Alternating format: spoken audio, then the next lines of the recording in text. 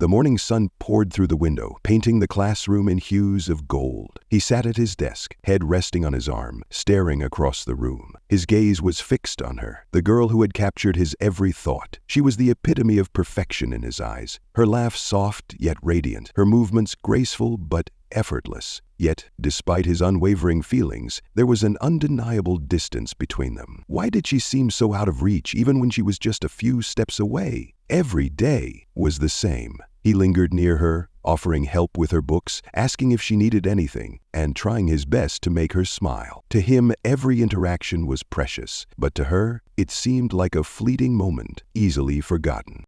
It wasn't as if she ignored him outright. She was polite, even kind at times, but there was something in her eyes, a hint of disinterest, perhaps even discomfort, that he couldn't ignore. Was it possible that she saw his efforts as bothersome? Or worse, did she not see them at all? One rainy afternoon, as he walked home alone, his mind wandered to their countless conversations. He replayed her words, her expressions, her tone. Each memory was like a puzzle piece, but no matter how hard he tried, they never fit together. As the raindrops trickled down his umbrella, he found himself asking a question he'd been avoiding for a long time. Was he chasing a dream that would never become reality? The thought was a bitter pill to swallow, but it lingered in his mind, refusing to be dismissed. The next day, he decided to pull back, to give her space and see if she would notice his absence. He stopped offering to carry her bag, stopped waiting for her after class, and instead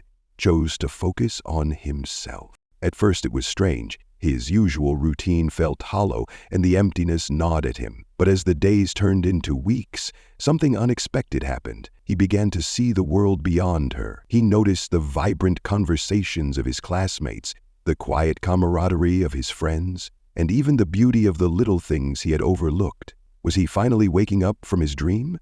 Or was he simply learning to see reality in a new light? As he distanced himself, he couldn't help but observe her from afar. She seemed unbothered, as if his absence had no impact on her life. Yet, every so often, she would glance in his direction, her expression unreadable. It was in those moments that doubt crept back in. Did she miss him, even a little? Or was he fooling himself into believing that he mattered to her at all? The uncertainty was maddening, but it also taught him something valuable. His happiness couldn't depend solely on someone else. One evening, as he browsed through a bookstore, he heard a familiar voice. Turning around, he saw her standing just a few feet away, flipping through a novel. She looked serene, completely immersed in the story, and for the first time, he hesitated to approach her. Before he could decide, she noticed him and smiled faintly. "I didn't know you came here," she said softly. All the leaves had turned beautiful green, and her voice caught him off guard. Was this just a casual remark, or was there something more behind it? They ended up talking, their conversation flowing more naturally than it ever had before. She mentioned how she'd always seen him as someone kind, someone who cared too much. "You're always so earnest," she said, her tone gentle but firm. "But sometimes it's overwhelming." Her honesty stung,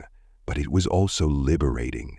For the first time, he saw her not as the perfect girl he had idolized, but as a person with her own thoughts, feelings, and boundaries. What did this mean for him? Was it a sign to move on or to approach her differently? After that conversation, something shifted. He stopped trying to win her over and instead focused on being her friend, someone she could rely on without feeling pressured. It wasn't easy, but it felt right. In the process, he discovered new sides of himself, his love for books, his talent for drawing, and his ability to connect with people beyond her. For the first time in years, he felt free. But just as he began to find his footing, she started to act differently. Her glances lingered longer, her smiles seemed more genuine, and her words carried a warmth he hadn't noticed before.